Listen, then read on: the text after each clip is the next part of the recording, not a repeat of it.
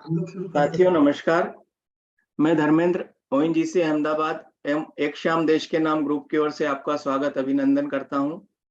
जैसा कि आपने पढ़ा सुना होगा कि वर्तमान में कई नामी गिरामी हस्तियों जैसे अबीर गोस्वामी, सिद्धार्थ शुक्ला, पुनीत राजकुमार, राजीव श्रीवास्तव, सिद्धार्थ सूर्यवंशी एवं इंदौर में जिम में एक एक्सरसाइज करते हुए एक होटल मालिक का 8 साल से निधन हो गया था।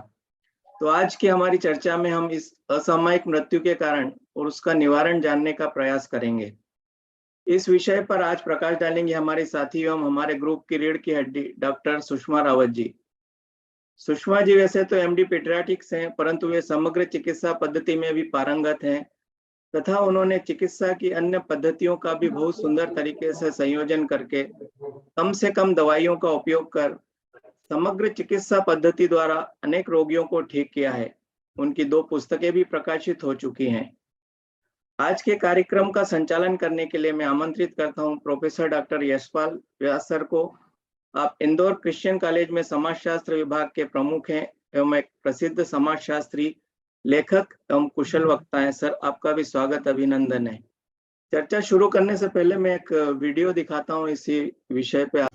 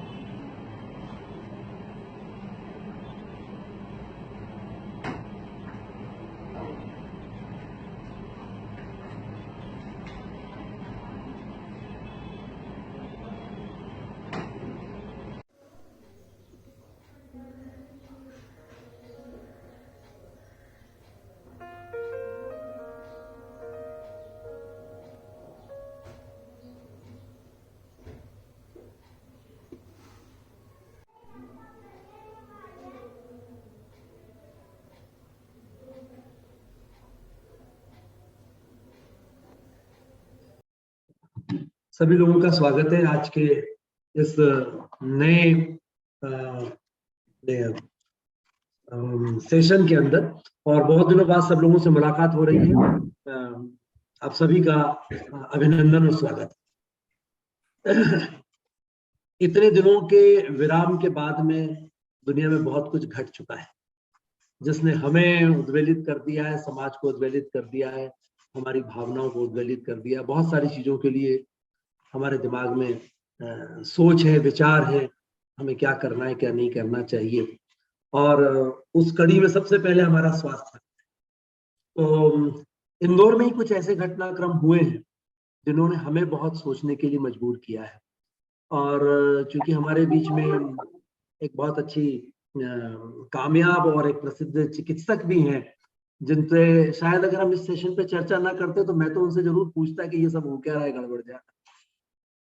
तो वास्तव में ये विषय बहुत गंभीर है। और ये विषय जो है वो ये है कि हमारा स्वास्थ्य और जो हमारी दिनचर्या है, और हम उसको किस तरीके से अपनाते हैं। और यदि अगर हम उसको थोड़ा सा और स्पेसिफिक करें, साफ सुथरा करने की कोशिश करें, तो हमें ये समझ में आता है कि कुछ लोग अपने स्वास्थ्य को लेकर के जागरूक हैं, लेकिन क्या वो जागरूकता किस दिशा में जा रही है? वो जागरूकता हमें सही दिशा दे पा रही है? क्या हम अपने स्वास्थ्य को समझ पा रहे हैं?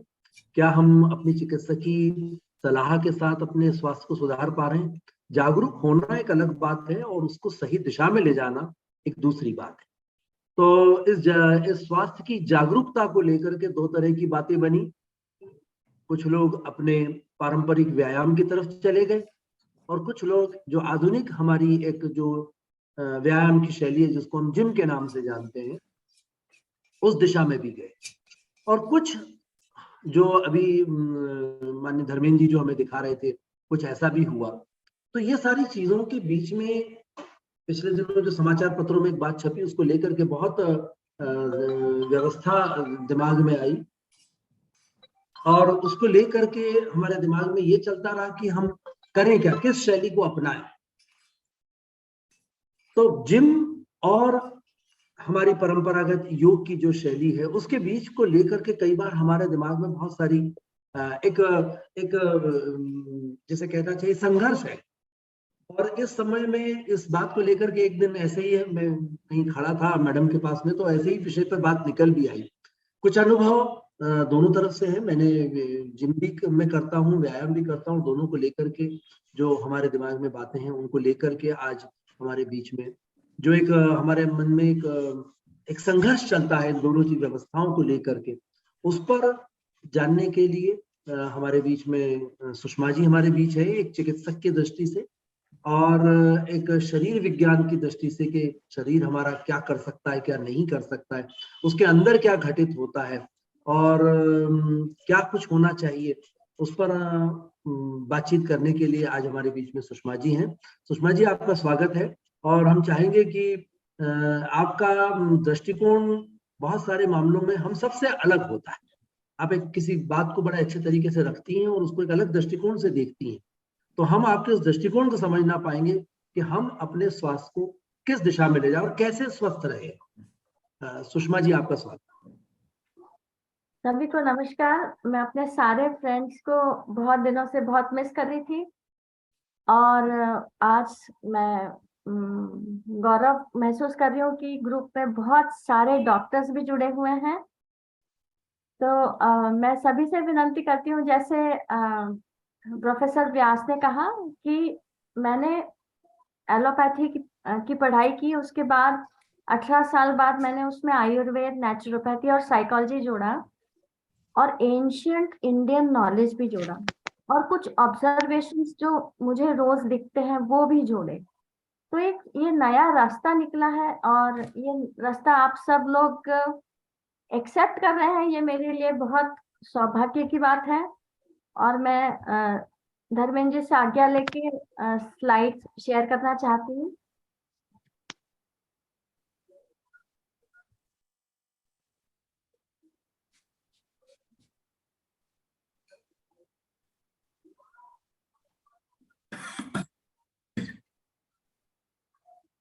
क्या स्लाइड्स विजिबल है? हाँ, विजिबल है। हाँ, तो दोस्तों, हम जैसे धर्मेंद्र जी ने वीडियो बताया कि ये डेथ्स अचानक एक ही मिनट में क्यों हो रही हैं, आज हम उसके ऊपर चर्चा करने जा रहे हैं। और मैं जानती हूँ कि मेरा जो व्यू पॉइंट है, ऐसे बहुत सारे डॉक्टर्स का व्यू पॉइंट होगा और हम चाहते हैं कि ये सीरीज आगे चलती रहे कि मेरे व्यू पॉइंट के बाद जो डॉक्टर्स जुड़े हैं आज, वो भी अपने एक अलग सेशन में अपना पूरा व्यू प्रेजेंट कर सकते हैं। तो हम जानना चाहते हैं सबसे पहले कि हमारी जो डेथ्स होती है ये मेजरली हार्ट के कारण होती है। ये तो आप सब लोग एग्री करते हैं। कभी कभी ब्रेन हेमरेज भी होता है, पर मेजरली ये हार्ट अटैक ही होते हैं। तो हम समझते हैं बहुत सिंपल बात कि ये जो हार्ट है हमारा, ये एक मसल है। तो मैं देखती हूँ इस तरह से, मैं टेस्ट करती हूँ, मैं एंजियोग्राफी, एंजियोप्लास्टी में कम बिलीव करके मनुष्य को ऐसा ही देख लेती हूँ अपनी आंखों से। और अगर उसकी मसल्स अच्छे से डेवलप्ड है, अगर उसका एथलेटिक लुक है, उसकी मसल्स पावरफुल है, उसका स्टैमिना अच्छा है, तो उसके हार्ट की मसल भी पावरफुल होगी।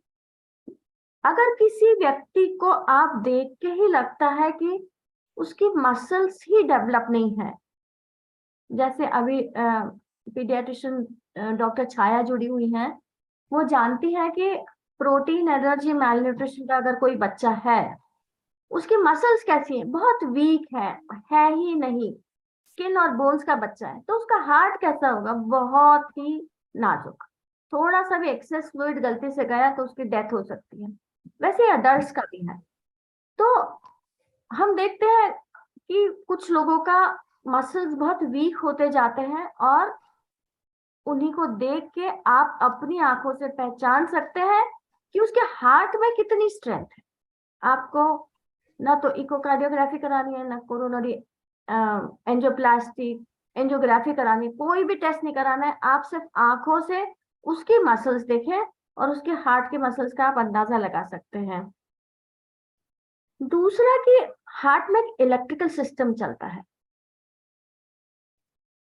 और जैसे हमारे घर में इलेक्ट्रिसिटी के वायर्स बिछे हुए हैं, यहाँ भी वायर्स बिछे हुए हैं।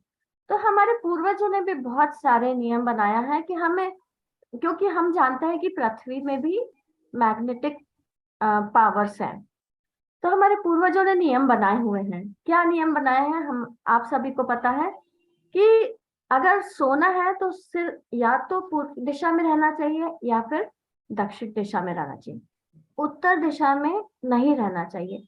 इसका उत्तर मैं बहुत साल से ढूंढ रही हूँ, क्यों हमारे माता पिता हमारे बुजुर्ग ऐसा बोलते हैं। तो मे बी कि ये हार्ट के इलेक्ट्रिकल सिस्टम से इसका रिलेशन होगा। तीसरा कि हमारे हार्ट में वेल्व्स होती हैं, उनकी भी सेहत का हमें ध्यान रखना है।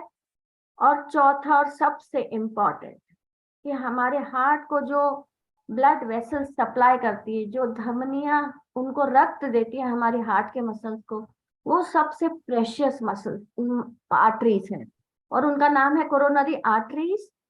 और देखिए क्या होता है कि जैसे बच्चा 3, 4, 5 साल का हुआ तो धीरे धीरे ये आर्टरीज का नैरोइंग तभी से चालू हो जाता है, भले 0.5% क्यों नहीं हो, तभी से। और हम 50, 60, 70 साल के होते होते ये नैरोइंग काफी ज्यादा हो जाता है। परंतु नैरोइंग होने से डेथ नहीं होती, क्योंकि 100% ल्यूमन ब्लॉक नहीं हुआ है। डेथ तब होती है जब वो ब्लॉक ल्यूमन में खून का थक्का जम जाता है, ब्लड क्लॉट आ जाता है, और वो 100% जब ब्लॉक हो जाता है और मेजर आर्टरी में हो जाता है। मेजर आर्टरी कौन सी है, ये जो सामने आपको दिख रही है, ये जो आर्टरी मेजर आर्टरी है, ये सबसे इंपॉर्टेंट आर्टरी। तो anterior descending, left anterior descending, तो इसमें जब प्रॉब्लम आ जाता है, 100% ब्लॉक हो जाता है क्लॉट के कारण।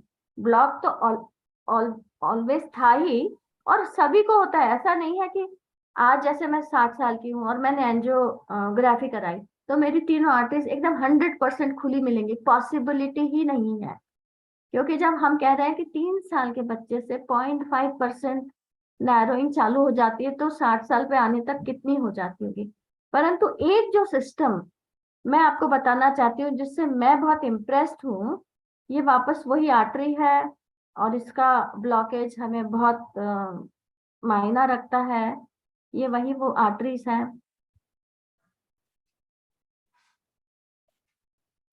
मैं इसकी बात करना चाहती हूँ, जो हमें एंजियोग्राफी में कभी नहीं दिखेगा।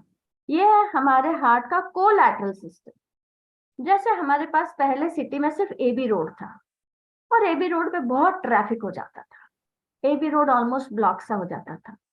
तो हमने क्या किया, एक रिंग रोड बनाया, फिर हमारा रिंग रोड भी ब्लॉक होने लग गया, ट्रैफिक जैम होने लग गया, तो हमने एक और सिस्टम बना लिया, बाईपास रोड। तो हमारे हार्ट में भी ये सिस्टम है। और ये सिस्टम में क्या होता है, जैसे जैसे हम अच्छी दिनचर्या रहती है हमारी एक्सरसाइज रोज नियमित रहती है, हमारी लाइफस्टाइल एकदम मतलब करेक्ट पुराने जमाने टाइप होती है, तो ये कोलैटरल्स डेवलप हो जाते हैं। तो भले ही हमारी आर्टरीज तीनों जो मेजर आर्टरीज है 90% ब्लॉक्ड है, तो भी ये कोलैटरल आर्टरीज हमारे ब्लड को सप्लाई करती रहती हैं। और इसका बहुत अच्छा डिस्क्रिप्शन आपको गूगल में मिलेगा कि what you don't see, angiography में ये कोलैटरल सिस्टम नहीं दिखता है। तो जैसे आप देखेंगे गांव वाले आते हैं और उनको बोल देते हैं डॉक्टर्स कि आपकी 80% ब्लॉक है, 90% ब्लॉक है, वो कोई एंजियोप्लास्टी में बिलीव नहीं करते, वो घर चले जाते हैं और फिर भी 100 साल जी के दिखा देते हैं। कैसे दिखा देते हैं 100 साल जी के? इस सिस्टम के कारण। ये है हमारा कोलैटरल सिस्टम। तो इसीलिए हमारी लाइफस्टाइल बहुत इंपॉर्टेंट है, क्योंकि ये कोलैटरल सिस्टम अगर डेवलप्ड है तो भले ही हमारी जो 3 मेन आर्टरीज कितनी भी नैरो हो, ब्लॉक हो, ये हमको 100 साल तक जीने का पावर बेस्ड है। दूसरा मैं आपको ये बताना चाहती हूँ कि हमारा जो हार्ट है वो हमारे ब्रेन के कंट्रोल में, और हमारे ब्रेन से दो सिस्टम्स चलते हैं हमारे हार्ट की तरफ। एक सिस्टम चलता है पैरासिम्पैथेटिक नर्वस सिस्टम का, जिसको मैं संतों का सिस्टम बोलती हूँ। संत कैसे रहते हैं? रात को जल्दी सो जाएंगे, सुबह जल्दी उठेंगे, पेट साफ, सन बाथ, सूर्य स्नान, योगासन, खाना बिल्कुल लिमिट में खाएंगे, अपने आप को परिस्थिति से, मन स्थिति को विचलित नहीं होने देंगे, सब कुछ सहन करने का पावर है, बैलेंस बनाने का पावर है, और सभी के लिए अच्छे इमोशंस रखते हैं। ये सारा गुण है पैरासिम्पैथेटिक नर्वस सिस्टम का। और ये जो पैरासिम्पैथेटिक नर्वस सिस्टम है, ये हमारे हार्ट को हेल्दी रखता है। दूसरा सिस्टम है सिंपैथेटिक नर्वस सिस्टम। ये सिंपैथेटिक नर्वस सिस्टम मतलब जस्ट अपोजिट, आप उसको जो भी नाम दें, पर ये हमारे हार्ट को तंग करता है। कैसे तंग करता है? उसका सबसे पहले तो उसका हार्ट बीट बढ़ा देता है, हार्ट रेट बढ़ा देता है।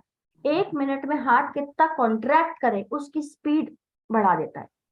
सपोज एक व्यक्ति का हार्ट 1 मिनट में 70 बार बीट करता है, कॉन्ट्रैक्ट करता है, तो उसको ब्लड सप्लाई अच्छे से मिलेगा। क्यों?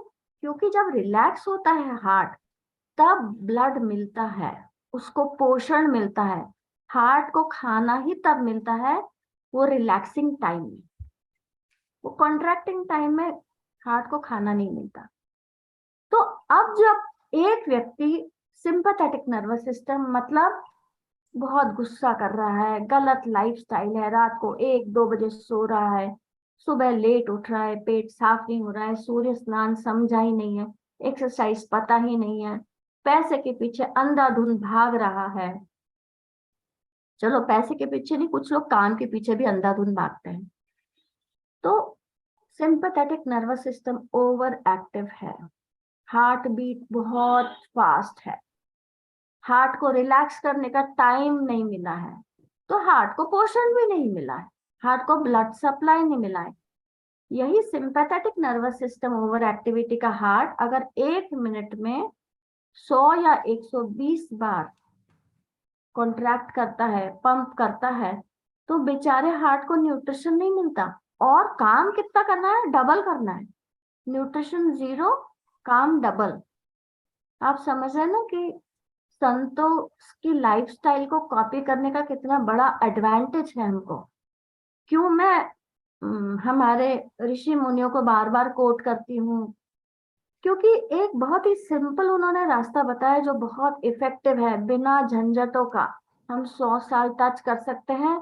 और उन्होंने तो ये भी बताया कि बिना दवाइयों के, बिना बीमारियों के वो 100 साल टच किए और समाधि लेके गए। यहाँ हम डॉक्टर से 50 क्रॉस नहीं कर पा रहे हैं। तो इस सिस्टम को आपको समझना है कि सबसे इम्पोर्टेंट यही है कि हार्ट का जो रेट है वो हमको 70-80 के आसपास होना चाहिए, तभी हार्ट को जितना काम करता है उसको उतना पोषण भी मिलेगा, ब्लड सप्लाई भी मिलेगा। दूसरा, हमारी कुछ ग्लैंड्स है जिनको हम एंडोक्राइन ग्लैंड्स बोलते हैं, ग्रंथियां बोलते हैं। उनमें से जो हार्मोन्स सिक्रीट होते हैं, वो सारे हार्मोन्स भी हमारे हार्ट को अफेक्ट करते हैं। जैसे स्ट्रेस होता है, स्ट्रेस में हमारे एक तो एड्रेनलिन सिक्रीट होता है, हार्ट रेट तुरंत ऊपर चला गया। अक्यूट स्ट्रेस में, एक क्रॉनिक स्ट्रेस है, लंबे समय तक स्ट्रेस चला आ रहा है, तो स्टीरॉइड सिक्रीट होते हैं, तो वो भी हार्ट को कमजोर करते हैं। तो ये एंडोक्राइन ग्लैंड्स का हार्ट से रिश्ता है। तो अगर कोई बोले कि हार्ट का स्पेशलिस्ट, जैसे एक मैं उनका जिक्र करना चाहूंगी, एक डॉक्टर थे Alexis Carrel, Nobel prize winner थे, जिन्होंने कोरोनरी बाईपास का ऑपरेशन के स्टिचेस डिजाइन किए थे। तो उन्होंने कहा था कि ह्यूमन बॉडी ना एक बॉडी है, उसको स्पेशलिटीज में डिवाइड मत करो, एक दूसरे से रिश्ता रखते हैं। जैसे एंडोक्राइन सिस्टम है, हार्ट से रिश्ता रख रहा है, ब्रेन है, हार्ट से रिश्ता रख रहा है, डाइजेस्टिव सिस्टम सारे सिस्टम से रिश्ता रखता है।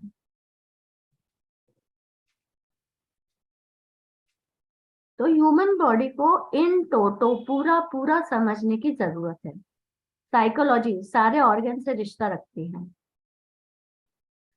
तो हमको ये भी पता है कि हमारा स्ट्रेस का जो रिस्पॉन्स है, अक्यूट स्ट्रेस, क्रॉनिक स्ट्रेस, हमारे हार्ट को डैमेज करता है। कोलैटरल्स की वैल्यू हमने समझ ली है। तो अभी जैसे वीडियो दिखाया धर्मेंद्र जी ने, तो उसमें मेरी शंका का सबसे बड़ा कांटा किस पे जाता है, और ये एक्चुअल में हुआ है क्योंकि हमारे यहाँ सडनली अच्छे लोग फटाफट ऐसे 1 मिनट में गिर रहे हैं, या फिर सोशल मीडिया इतना एक्टिव हो गया है, उसने इतना प्रचार प्रसार किया है कि एक न्यूज पूरे देश में फैल रही है। तो मुझे लगता है एक्चुअल में भी नंबर बढ़ा है, और कुछ तो सोशल मीडिया ने भी सबको अवेयर किया है। दूसरा, मुझे ऐसा लगता है कि कोरोना टाइम्स में जो एक्सेस मेडिसिन खाई है, तो नहीं लगा दी गलती से, उसका गलत असर हमारे शरीर पे आया है, और उसका हमारे साइंटिस्ट ने नाम दिया लॉन्ग कोविड, पोस्ट कोविड, और तरह तरह के साइड इफेक्ट्स आए वो दवाइयों के कारण। उसका एक इफेक्ट ये भी होगा कि हमारा जो हार्ट के ब्लड सप्लाई वाली आर्टरीज है, कोरोनरी आर्टरीज, उनमें कुछ खराबी आई होगी। ये सब स्पेक्यूलेशंस है, इनको प्रूव करना बड़ा मुश्किल है। दूसरा, हम देखते हैं कि अभी जिम बड़ा नेगेटिव रोल मतलब विलन के रूप में सामने आ रहा है। हम देखेंगे कि वो विलन है कि नहीं है। तीसरा, कि हमारी लाइफस्टाइल, मैंने बताया कुछ लोग तो पैसे के दीवाने हैं, कुछ लोग काम के दीवाने हैं, परंतु मैं बताऊं कि जो शरीर ईश्वर ने आपको गिफ्ट दिया है, जो शरीर माता पिता ने आपको गिफ्ट दिया है, सबसे पहली जवाबदारी उसके लिए है। उसका पूरा काम हो जाए तो फिर हमको काम, और उसके बाद पैसा, और उसके बाद दूसरी चीजें। और हमने ये भी देखा है कि अननोन रीजंस है होते हैं, मतलब हमको पता ही नहीं चलता, और वो अननोन रीजंस बढ़ते जा रहे हैं। हम सोचते हैं कि मेडिकल साइंस एडवांस हो रहा है, तो वो अननोन रीजंस का परसेंटेज पहले जो 20% था वो अब कम होना चाहिए, तो वो उल्टा हो रहा है, वो अब 20 का 25% हो गया है। अब हम सबसे पहले चलो जिम की ही बात कर लेते हैं, या फिर हम ऐसे भी व्यक्ति की बात करते हैं जिसको काम करने का बहुत जुनून सवार रहता है, जिसको काम करने का शौक रहता है, जिसको हम वर्कोहॉलिक बोलते हैं। तो क्या होता है कि डिमांड तो बहुत ज्यादा है, हार्ट से डिमांड हम बहुत ज्यादा ले रहे हैं, मतलब हार्ट से हम काम बहुत ज्यादा करवा रहे हैं, और हम उसको सप्लाई कितना दे रहे हैं, कम दे रहे हैं। बस यही एक नाजुक बैलेंस है जो आपको समझना है। आज आपके अंदर जितनी कैपेसिटी है उससे 5% भी ऊपर आपको एक्सरसाइज नहीं करनी। पुराने जमाने के लोग इतना ज्यादा समझते थे इस बात को, 90-95 साल तक तो ऐसे आराम से जीते थे, क्योंकि वो जानते थे कि उनके अंदर जितनी कैपेसिटी है उससे 1% ऊपर काम नहीं करना है, 10% नीचे ही रहो। पर जिम में क्या होता है, एक दूसरे को देखते हैं, कंपटीशन, अच्छा तूने 100 लगा लिया, मैं 150 लगाता हूँ, अच्छा तूने 150 लगा लिया, मैं 200 लगा लेता हूँ। तो वो मैंने बताया ना कि हार्ट इतना ज्यादा बीट करने लगता है, उसका ब्लड सप्लाई कम हो जाता है, और ये सडन डेथ हो जाती है। बहुत सिंपल, बहुत ही सिंपल आंसर मुझे लगता है, आज आपके हार्ट की जितनी कैपेसिटी है उससे 10% कम ही काम का। दूसरा, मेरे को जिम में कुछ कुछ शंकाएं मेरे को ऐसी दिखती हैं कि कोई भी सप्लीमेंट्स नहीं मिलना चाहिए जिम में से। कुछ लोग प्रोटीन पाउडर खाते हैं, भाई हमको आर्टिफिशियल कुछ भी नहीं खाना है, जो हमको नेचर प्रोटीन देगा ना उसके साथ बहुत सारी चीजें देता है वो, उसके साथ उसका वो जैसे मूंग की दाल दिए तो उसके साथ उसका कवर भी देता है, उसको अंकुरित कर लो तो और वैल्यू बढ़ जाती है।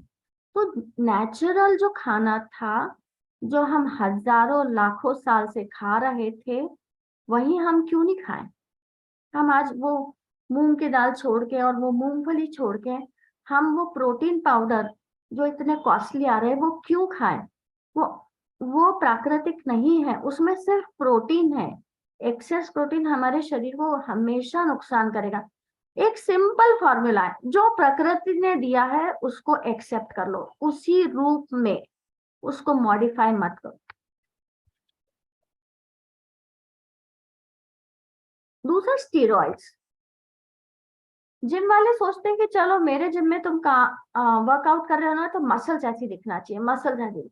स्टीरॉइड्स, स्टीरॉइड्स इतनी खराब चीज है, उसका अगर आप डिटेल में पढ़ेंगे, कभी मुझे मौका मिला तो मैं जूम पे समझाऊंगी। इतनी खराब चीज है, आज तो आपको अच्छा फील करवाएंगी, पर अंदर ही अंदर वो बहुत नुकसान करती जाती है।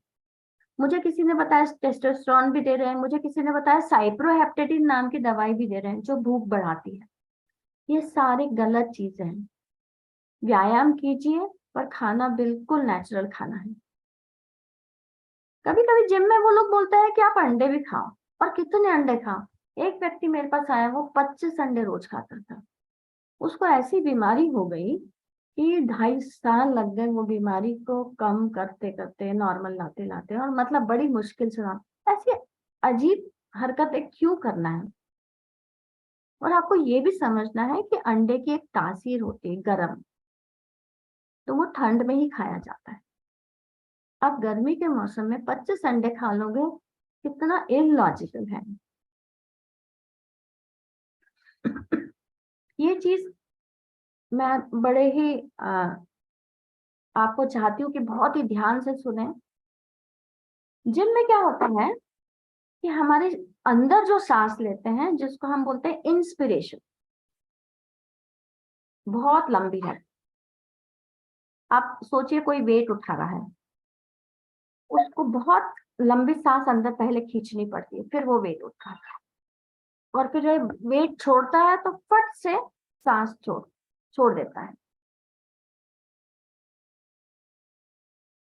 जब हम सांस अंदर लेते हैं तो हम उसको बोलते हैं इंस्पिरेशन, जब हम बाहर छोड़ते हैं तो उसको बोलते हैं एक्सपिरेशन। तो जिम में क्या होता है, इंस्पिरेशन तो बड़ा लंबा रहता है, एक्सपिरेशन छोटा सा रहता है। ये हमारे सिंपैथेटिक नर्वस सिस्टम को एक्टिवेट कर देता है। जैसे कोई शेर हंट पे जाता है, कोई भी एनिमल हंट पे जाता है, तो वो इसी तरह सांस लेता है। खूब लंबी सांस अंदर खींचेगा और छोटी सी बाहर छोड़ेगा। गुस्सा अंदर रहता है। मैंने बोला ना, वो संत का अपोजिट जो रूप है वो रहता है। तो ये जिम का एक्सरसाइज इसको प्रमोट कर। इसके वर्सेस योगा में आ जाओ आप। योगा में इंस्पिरेशन अगर 1 रहता है तो एक्सप्रेशन 2, 3 या 4 रहता है। इसको हम बोलते ही योगिक ब्रीदिंग।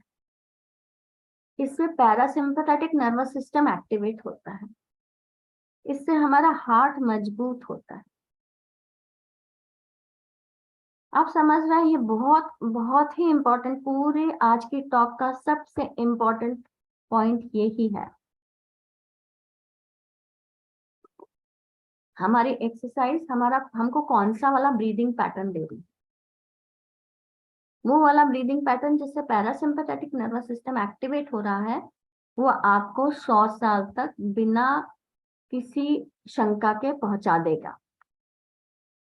और जिसमें सिंपैथेटिक नर्वस सिस्टम एक्टिवेट हो रहा है, उसमें डेथ पॉसिबल है। जिनके बहुत सारे डिसएडवांटेज हैं। एक और डिसएडवांटेज ये है कि मसल्स को बिल्ड करने का इतना आह्वान रहता है, तो मैक्सिमम ब्लड मसल्स की तरफ चला जाता है। एक्सरसाइज करो तो और चला जाता है, तो एक स्टील इफेक्ट आता है। स्टील इफेक्ट मतलब चोरी का, स्पेलिंग गलत हो रही, चोरी का इफेक्ट आता है। मतलब जो ब्लड पूरे बॉडी के ऑर्गन्स को इक्वली मिलना चाहिए था, वो मैक्सिमम मसल्स को चला गया। बेचारे हार्ट को कम पड़ गया, हार्ट अटैक आने के चांसेस बढ़ गए। दूसरा, हमारे देश में जब वातावरण इतना अच्छा है तो हम क्लोज स्पेस में एक्सरसाइज क्यों करें? 25-50 लोग वहीं ऑक्सीजन ले रहे हैं, कार्बन डाइऑक्साइड छोड़ रहे हैं। ऐसा काम हम क्यों करें जब हम बाहर पेड़ों के पास जा सकते हैं, खुले मैदान में, गार्डन में एक्सरसाइज कर सकते हैं। तो हम जिम के क्लोज्ड एनवायरनमेंट में क्यों करें? फिर वहाँ साउंड सिस्टम है, फिर वहाँ एसी लगा हुआ है। इंडिया को इसकी जरूरत नहीं है, इंडिया को ओपन एयर एक्सरसाइज की जरूरत है। वही योगासन के बहुत सारे एडवांटेजेस हैं। एक तो मैंने बताया, वो पैरासिम्पैथेटिक नर्वस सिस्टम एक्टिवेट करा देता है। दूसरा कि वो हर स्टेप के बाद रिलैक्सेशन का मेथड है उसमें। आपको हर बार आप याद रखना, आप याद कीजिए, आप योगा जब करते हैं, एक योगा करने का स्टेप करने के बाद फिर वो रिलैक्स करा दे, हार्ट बीट को नॉर्मल लाएंगे, हार्ट को वापस ब्लड सप्लाई मिल रहा है, फिर आप दूसरे इस पे जाएंगे। और हमेशा एक्सरसाइज धीरे धीरे, तो वो तो हर जिम में भी है, योगा में भी है, स्टेप वाइज बढ़ाते हैं। योगा मैंने मेरे मेडिकल साइंस से जोड़ के देखा है, बहुत ही साइंटिफिक है। हर ऑर्गन को वो फायदा पहुंचाता है, हर ऑर्गन को। मतलब ब्रेन तो ब्रेन को पहुंचाएगा, थायराइड थायराइड को पहुंचाएगा, पैनक्रियास को पहुंचाएगा। मतलब हर ऑर्गन के लिए योगा में एक अलग एक्सरसाइज है। मैं समझती हूँ जिम में सिर्फ मसल बिल्डिंग है, मसल बिल्डिंग। फिर एक्सरसाइज का टाइम, मैंने देखा कि काफी सारे लोग ऑफिस से शाम को आते हैं और उसके बाद फिर वो जिम चले जाते हैं। आयुर्वेद के हिसाब से ये टाइम ही गलत। एक बच्चा मेरे पास आया, वो बोला मुझे रात को नींद नहीं आती। मैंने उसका पूरा शेड्यूल समझा, तो रात को 12 बजे वो एक्सरसाइज करना चालू करता है। कितना गलत है। हमारे जो वेद है उसमें आयुर्वेद है, उसको हम क्यों नकारें? आयुर्वेद में हर चीज का टाइम फिक्स है, और हमारा मॉर्निंग टाइम एक्सरसाइज का टाइम है। तो क्यों ना हम उसको फॉलो करें और हमारी मुसीबतों से बचें। चलो उसके बाद हम आते हैं कि ये जो धर्मेंद्र जी ने वीडियो बताया, एकदम अचानक 1 मिनट में कोई सडन गिर गया और डेथ हो गई। वो काम 1 मिनट का नहीं था, वो काम चालू हुआ था प्रेगनेंसी से। और उस दिन जैसे हम बोलते हैं ना कि पानी का तपेला रखा, तो वो 10 डिग्रीज पे होगा, धीरे धीरे धीरे करते वो 100 पे आता है और फिर बॉईल होता है। तो हमको दिखता है 1 मिनट में ही बॉईल हो गया, पर वो 1 मिनट में नहीं हुआ, धीरे धीरे हीट अंदर से बढ़ रही थी। उसी प्रकार हमारा शरीर प्रेगनेंसी से चालू होता है और ओल्ड एज पे जाके वहां तक की यात्रा है। तो हर स्टेप में हमको बहुत इंटेलिजेंटली अगर हम जीते हैं तो हम 100 साल टच कर सकते हैं। तो हमें क्या क्या नहीं करना चाहिए, क्या क्या करना चाहिए, हम आगे देखेंगे।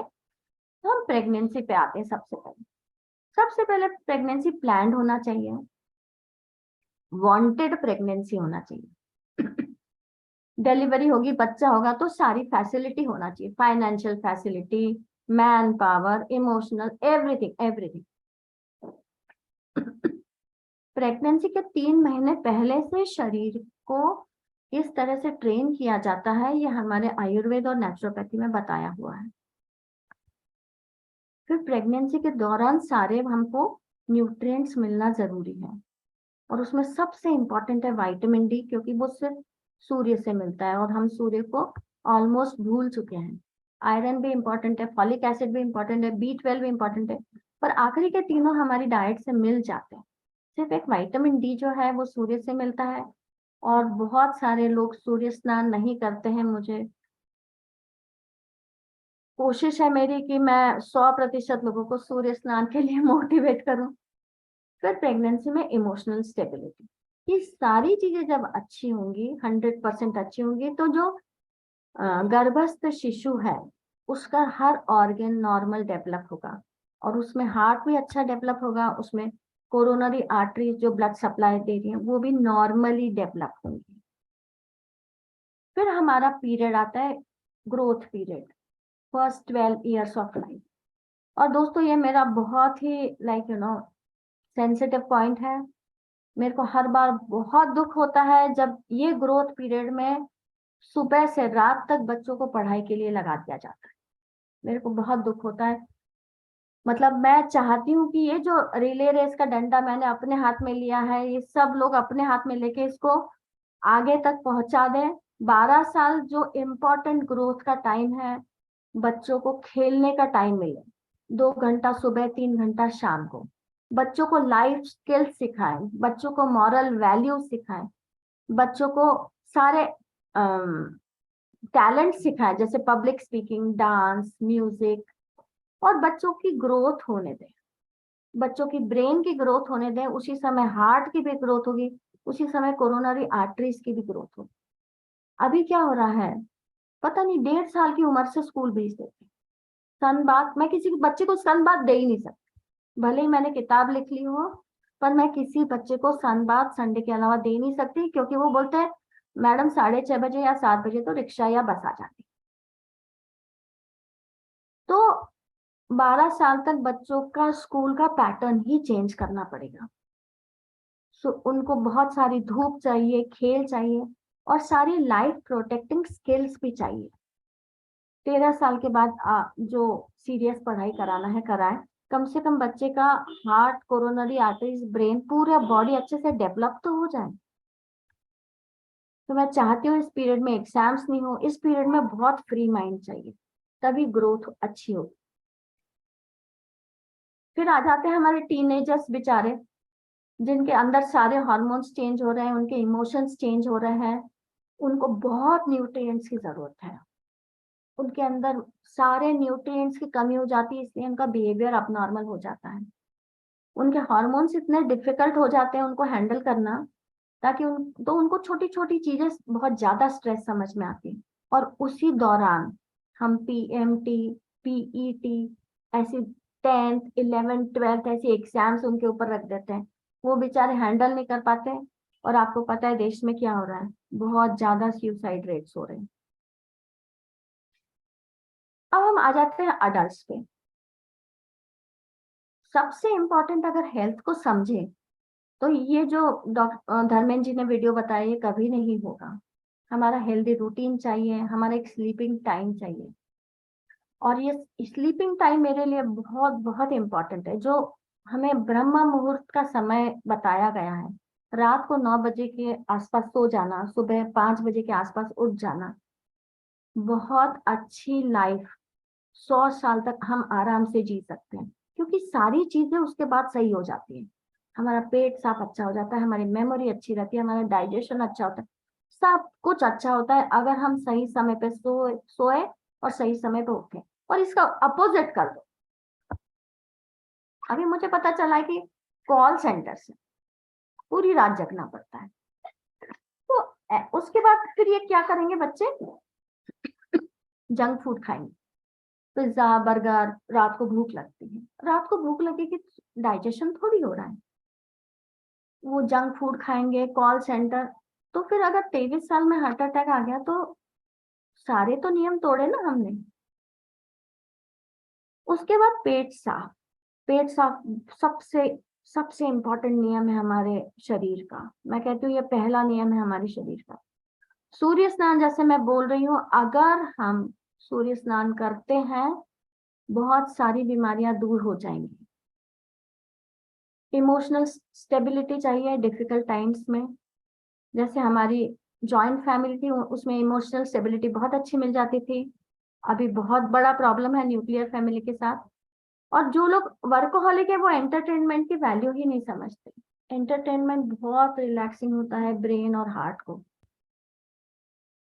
फिर हम जो खाना खाते हैं, तो हमारा जो इंडियन ट्रेडिशनल खाना है उसको छोड़ के हम जंक फूड, होटल फूड, मुझे स्कूल के फूड से भी ऑब्जेक्शन है।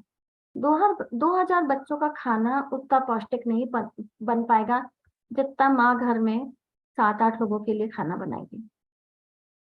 और हम क्यों छोड़े हमारा पुराने जमाने का खाना, जिसने हजारों साल के जनरेशन के टेस्ट को पास करके, ये हमारे 1-2 जनरेशन पहले ही लोग ऐसे थे जो 100 साल जी लेते थे बिना बीमारी के, बिना दवाई के। और प्लीज हम घी को बदनाम नहीं करेंगे, हम तेल को बदनाम नहीं करेंगे। आयुर्वेद के हिसाब से हर स्थिति की अलग डाइट है, वात पित्त कफ की, उसको समझेंगे। फूड के कॉम्बिनेशंस बहुत इंपॉर्टेंट है। सीजन वाइज फूड खाना चाहिए, जैसे ठंड में गुड़ है।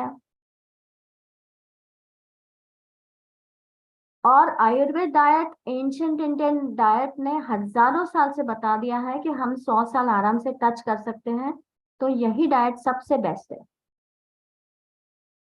फिर खाने के कुछ नियम हैं। सबसे पहले हमारा मन खुश रहना चाहिए, फिर हमको हर बार डाइजेस्टिव पावर असेस करना है। सूर्यास्त के बाद हमको बहुत हल्का खाना खाना है। खाना खाने के 1 घंटे तक पानी नहीं पीना है। और खाना खाने के 1 घंटे के बाद अगर हम गुनगुना पानी थोड़ा थोड़ा पीते रहते हैं तो ये हमारे डाइजेशन में बहुत ज्यादा मदद करता है। अब जैसे हमको कार्डियोलॉजिस्ट बताते हैं कि अगर हमें डायबिटीज होगी तो हमें हार्ट डिसीज की बहुत बड़ी समस्या होगी। तो डायबिटीज रिवर्सिबल है। डायबिटीज ऐसा नहीं है कि हम जीवन भर गोली खा के शुगर कम रखें। इंडियन इंटीग्रेटेड मेडिसिन जो मैंने भारतीय समग्र चिकित्सा नया जो रास्ता बनाया है उसमें बहुत इजीली वो रिवर्सिबल है। दूसरा, हाई ब्लड प्रेशर कार्डियोलॉजिस्ट बोलते हैं ये भी हमारे हार्ट अटैक के लिए एक रिस्क फैक्टर है, तो ये भी रिवर्सिबल है। अभी जो लोग मेरा जो नया रास्ता बहुत ज्यादा एक्सेप्ट कर रहे हैं, तो मैं देख रही हूँ 2 से 3 महीने में ब्लड प्रेशर एब्सोल्यूट नॉर्मल पे आ रहा है लोगों का। कोलेस्ट्रॉल का रिश्ता डायरेक्ट खाने से नहीं है। आप अगर सनबाथ बहुत अच्छा लेते हैं, आपका कोलेस्ट्रॉल बहुत अच्छा मैनेज होगा। आपका लिवर अच्छा है तो कोलेस्ट्रॉल बहुत अच्छा मैनेज होगा। फिर लास्ट में मैं एडिक्शन की बात करूंगी। स्मोकिंग में 375 केमिकल्स निकलते हैं, वो हमारे लंग्स में जाएंगे, हमारे हार्ट में जाएंगे। अल्कोहल, ड्रग्स, और ये एडिक्शन का भी रिश्ता हमारी लाइफस्टाइल से है। अगर हमारी लाइफस्टाइल बहुत अच्छी होगी संतों जैसी, तो हमें एडिक्शन लग ही नहीं सकता है। फिर हम आते हैं कि ऐसी भी चीजें होती है कि बर्थ से ही किसी का हार्ट में डिफेक्ट है। जैसे मैंने बताया ना, ध्यान हमको प्रेगनेंसी के 3 महीने पहले से रखना चालू करना है। तो बर्थ डिफेक्ट पे ही अगर वो कोरोनरी आर्टरीज ब्लड सप्लाई करने वाली अगर वो डिफेक्टिव हो तो हार्ट डिसीज हो सकती है। दूसरा, कुछ ऐसी भी बीमारियां हैं जो हम अक्वायर कर लेते हैं, जैसे हमको इन्फेक्शन हो गया कोई, या कोई और स्टिमुलस है, इससे हमारा इम्यून सिस्टम ओवर रिएक्ट कर गया, हमारी आर्टरीज को डैमेज कर दिया। उसमें एक बहुत ही पॉपुलर बीमारी चल रही है, कावासाकी डिसीज, जिसमें कोरोनरी आर्टरीज बचपन में डैमेज हो जाती है, हमें पता ही नहीं चलता, और बड़ेपन में अचानक जब स्ट्रेस आता है, डिमांड बढ़ती है, तो हार्ट अटैक आके डेथ हो जाती है। कोरोना टाइम्स बहुत खराब टाइम था। बहुत सारी दवाइयां ले ली थी हमने, जो हमारे शरीर को हमने बहुत कमजोर कर दिया। बहुत सारा डर था जिसने सिंपैथेटिक नर्वस सिस्टम को ओवर एक्टिवेट करके बहुत डैमेज कराया। और सबसे बुरी बात थी कि हमारे गांव में से सब्जी और फल आना बंद हो गए थे, तो हमारी जो सबसे इम्पोर्टेंट खाना है वो ही बंद हो गया था। कुछ लोग ना मेडिसिन को एक लाइफस्टाइल समझते हैं। सिर दर्द हुआ, गोली ले लो, बुखार आया, गोली, हर चीज के लिए गोली, छींक आई, गोली लो, खांसी आई, गोली लो। रूट कॉज समझो, उसको हटा दो, दवाइयां कम लगेंगी। ये इंडियन इंटीग्रेटेड मेडिसिन जो मैंने पिछले 12 साल से समझा है, जिसमें मैंने एलोपैथी, आयुर्वेद, नेचुरोपैथी, साइकोलॉजी, इसमें मैं सिर्फ और सिर्फ vitamin D, vitamin B12, diet, psychology, exercise, sunbath, बस। सिर दर्द हो, माइग्रेन हो, वो भी ठीक होगा, आस्मा हो, वो भी ठीक होगा। आपको आश्चर्य लग रहा होगा मेरे बोलने से, पर मुझे भी उतना ही आश्चर्य हर बार लगता है। ये भी मतलब मुझे भी हर बार ये सिंपल कॉम्बिनेशन हर बीमारी को ठीक कर देता है। और जितना सुनने में आपको आश्चर्य लग रहा है, उतना देखने में मेरे को भी आश्चर्य लगता है, पर ये सत्य के रास्ते पे चलता ही जा रहा है। Thank you so much.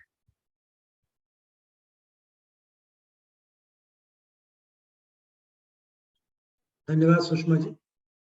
एक बहुत ही आपने शॉर्ट में सारी चीजों को बताया है। और जैसा मैंने आपसे कहा कि योग को लेकर के और जिम को लेकर के एक हमारे मन में अंतर्द्वंद, बात हमारी उसी पर फोकस हो गई। और आपने पूरे लाइफस्टाइल को बताने की कोशिश की कि एक मनुष्य का जीवन केवल मेरे ख्याल से अगर हम इसको हार्ट से ना जोड़ें तो और भी बहुत सारी जो चीजें हैं वो लाइफ स्टाइल से रिलेटेड है हमारे, और उनको दुरुस्त करना बहुत जरूरी है। मैं व्यक्तिगत रूप से आपको जानता हूं कि आप चिकित्सा के क्षेत्र में कुछ नए अनुभव प्राप्त कर रही हैं, नए चीजों को इनोवेशन की तरफ ले जा रही हैं। हमारी भारतीय चिकित्सा पद्धतियां जो हैं उनको आपने साथ में जोड़ने की कोशिश की, उन पर आपका चिंतन मनन लगातार जारी है, और जब भी आपसे बातचीत होती है तो प्रभाव मुझे आप में देखने को मिलता है कि आपने उन चिकित्सा की जो एलोपैथी का जो फील्ड है उसके साथ में दूसरी चीजों को भी समझ करके और जो आपने चिकित्सा पद्धति डेवलप कर रही है उससे लोगों को निश्चित रूप से बहुत फायदा मिला है।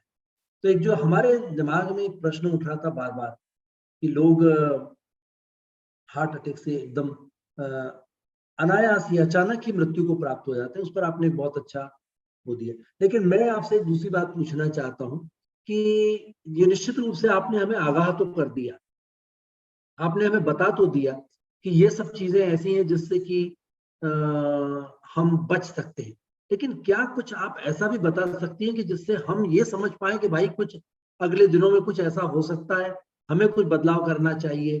क्या कुछ इस तरह की चीजें हैं, कुछ इस तरह की जांच है, या क्या हमें करना चाहिए जिससे हम अभी तक नहीं पता कि हमने अपनी जिंदगी में क्या कुछ गलत किया, क्या सही किया है? हर व्यक्ति कहता है मैं बहुत अच्छा चल रहा हूँ, बड़ा स्वास्थ्य का ध्यान रख रहा हूँ, लेकिन निश्चित रूप से कहीं ना कुछ हमसे गलतियां होती होंगी। तो ऐसा क्या कुछ कर सकते हैं जिससे हम अपने दिल के बारे में जान सकें और अपनी मानसिकता को भी समझ पाए? देखिए, इसमें ना दो स्कूल्स ऑफ थॉट है। एक स्कूल ऑफ थॉट कहता है हर साल अपना कंप्लीट चेकअप कराओ, एग्जीक्यूटिव चेकअप कराओ। अभी कोकिलाबेन हॉस्पिटल का इनॉग्रेशन हुआ तो अमिताभ ने भी वही बोला, every year get full body checkup. मैं यहाँ डॉक्टर BM हेगड़े जो पद्म विभूषण प्राप्त डॉक्टर हैं, कार्डियोलॉजिस्ट हैं, वो इस चीज को अपोज करते हैं। वो बोलते हैं every year health checkup for 140 crore लोगों के लिए, ये तो बहुत बड़ा बिजनेस हो गया। और आप देखिए कि मेरे पास जो आते हैं, अच्छा मैं आपको बता दूं, मैं 2 महीने बाद 60 साल की हो जाऊंगी। मैंने अभी तक कोई भी चेकअप नहीं कराया। मुझे नहीं पता मेरा ब्लड शुगर कितना है, मुझे नहीं पता मेरा ब्लड प्रेशर कितना है, परंतु मैं एक भी चीज जो शरीर को फायदा देती है उसको छोड़ती नहीं। अगर हंसना भी अगर फायदे कारक है ना, तो मैं पेशेंट्स के साथ भी हंस लेती हूँ और छोटा बच्चा बन के भी हंस लेती हूँ, अगर हंसना भी फायदे कारक है तो उसको नहीं। पर मैं वो आप मुझे अगर लेबोरेटरी भेज के बोलोगे कि वो पूरा कंप्लीट बॉडी चेकअप करके आ जाओ, मैं जाऊंगी नहीं। क्यों? क्योंकि उसमें अगर 3-4 अगर पॉइंट लाल आ गए तो मेरा दिमाग ना उसी में घूमता रहेगा, और फिर मेरी ये जो क्रिएटिविटी और इनोवेशन इसको लग जाएगी आग।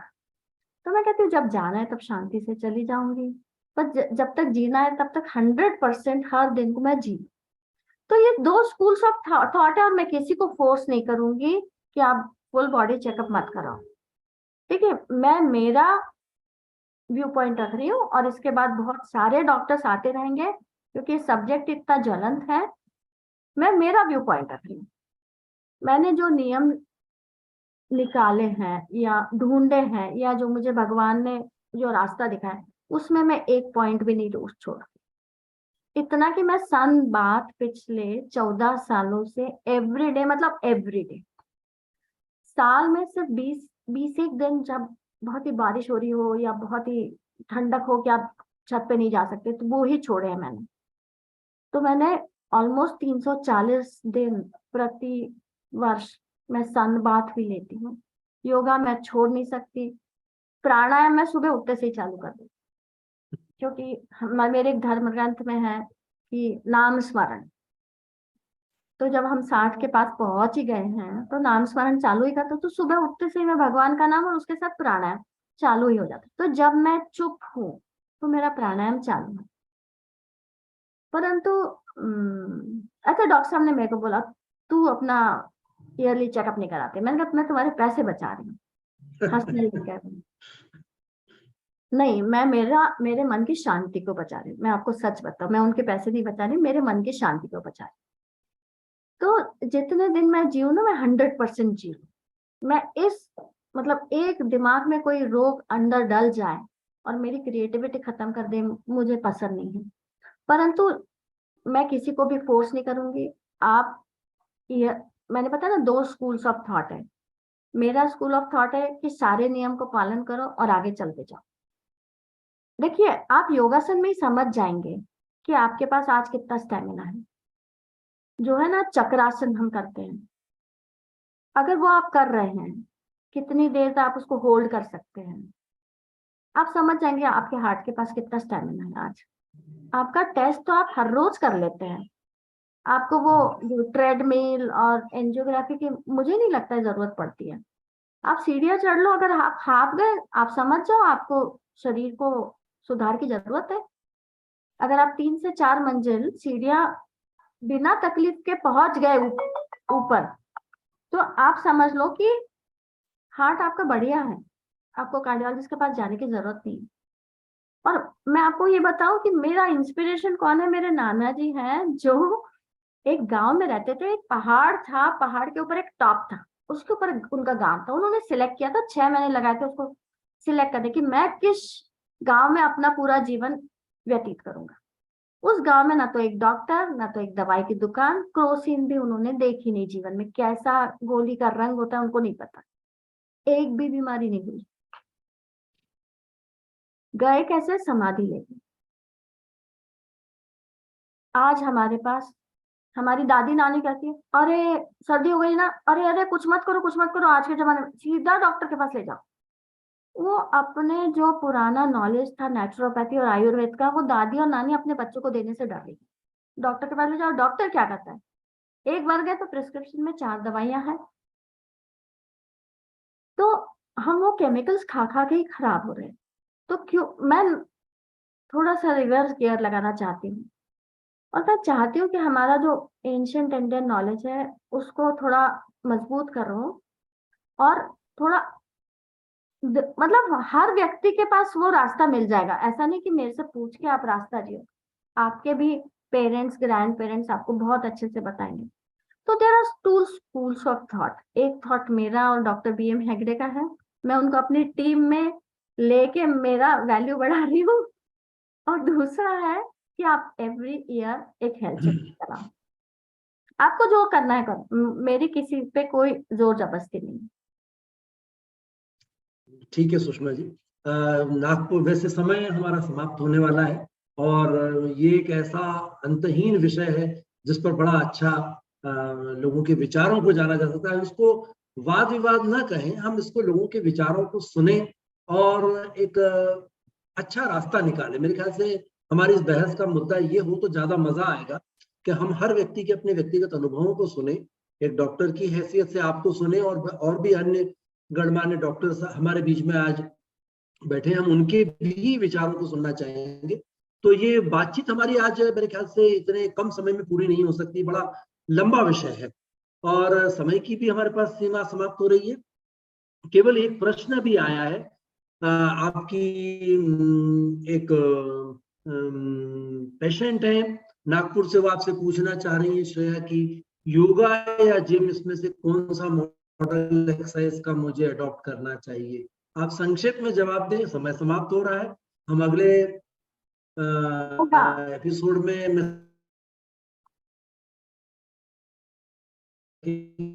ताकि जो हमारे बीच में और विशेषज्ञ बैठे हैं हम उनको भी सुन सके। सुषमा जी। एक ही शब्द में है, योगा।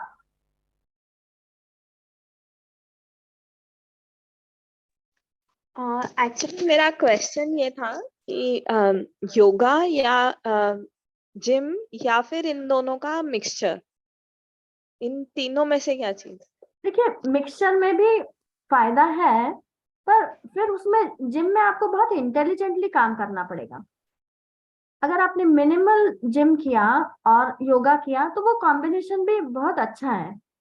आपको आपकी जिम्मेदारी खुद समझनी पड़ेगी।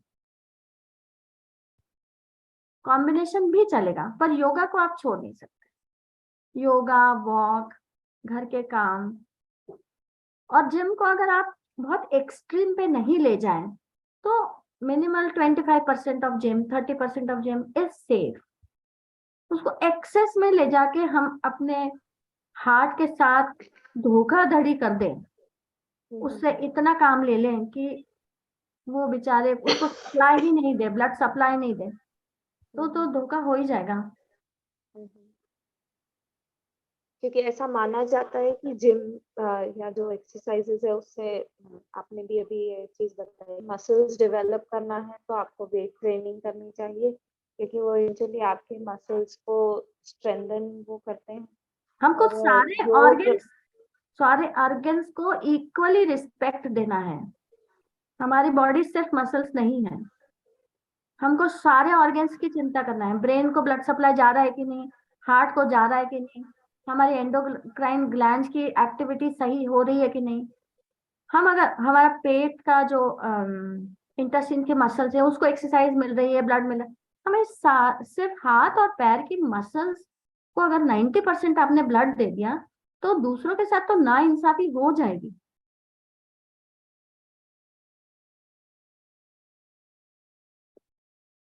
अनम्यूट कर लीजिए sir. Thank you Sushma ji. एक बैलेंस बड़ा अच्छा है, और बैलेंस मेरे ख्याल से बुद्ध का मार्ग भी बैलेंस का ही मार्ग था कि ना आप किसी तरफ ना हायर एक्सट्रीम पर जाएं ना लोअर एक्सट्रीम पर जाएं, कोई बीच में एक ऐसा रास्ता निकालें जो सर्वसुलभ हो। मेरे ख्याल से आज का समय भी हमारा समाप्त हो रहा है, बहुत लंबा आगे बढ़ चुके हैं। और पुरी साहब कुछ कहना चाहते हैं? पुरी साहब आपकी टर्न है, आप कुछ पूछना चाहते हैं, प्लीज।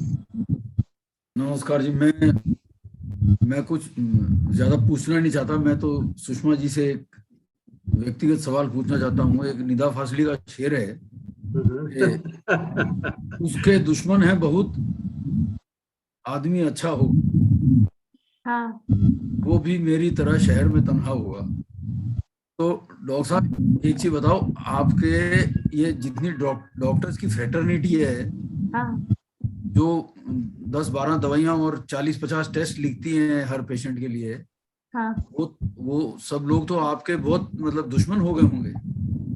आप कैसे सरवाइव कर रही हैं इन सब लोगों के खिलाफ अकेली? मेरे दोस्त उनसे 1000 गुना ज्यादा है। वाह वाह। और मैं डॉक्टर संगीता को आमंत्रित कर रही हूँ अपने विचार देने के लिए। सांगी साहब को भी मैं अभी बुलाऊंगी। नहीं, इट्स ट्रू कि हम लोग बहुत ज्यादा जो डॉक्टर लिख रहे हैं, हम उनके पास जा रहे हैं तभी तो लिख रहे हैं। अगर हम ये सोचते कि ठंड लग रही है, हमने अच्छे से स्वेटर नहीं पहना है इसलिए 2 छींक आ गई, हम कवर कर लेंगे तो छींकें नहीं आएंगी। जो कि होलिस्टिक अप्रोच है कि हम टेम्परेचर चेंज होता है तो ऐसा हो जाता है, वो एक छींक में तो डॉक्टर के पास चले जाते हैं। वो बेचारा ये सोचने लगता है कि इनको कुछ परेशानी हुई है इसलिए आया है, समथिंग लाइक दैट। तो ये हमें प्रमोट करना है कि बेसिकली हमारे पास जो इंडियन डाइट है, इंडियन कल्चर है, इट इज सो रिच कि if we go for according to that we would be able to prevent the diseases also, and हम लोग अपने आप को स्ट्रॉन्ग भी बना लेंगे। जैसा कि सुषमा कह रही है, कि सुषमा वैसे कह रही है कि she is going to touch 60, I have touched 60, मतलब हम एक ही बैच के but I still had one of my मतलब टेस्ट डन जस्ट कि I am rule out कि I am all right, something like that, कि पूरा ही मैंने मतलब कि there are 2 school of thoughts कि हर साल कराना है तो that I would not say, but once a while करा के there is no harm कि we are मतलब stable कि हाँ we are doing everything according to the body need and we are very मतलब good in our health, something like that.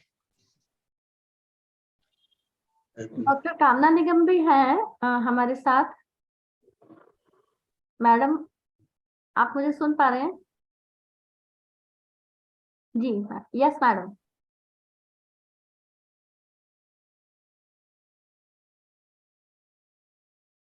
Madam, आप सुन पा रहे हैं? सॉरी, मैं थोड़ा लेट आया।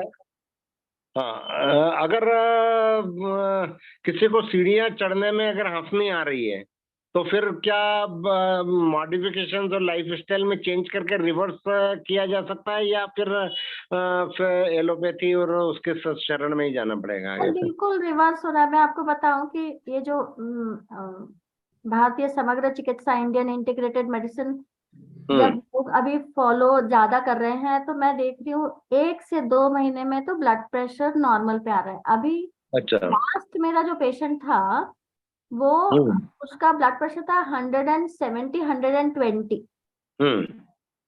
तो उसका मैंने ऑफकोर्स उसको कार्डियोलॉजिस्ट के पास भेजा, उस कार्डियोलॉजिस्ट ने दवाई चालू की और मेरा साथ में मेरा सिस्टम चालू हो गया।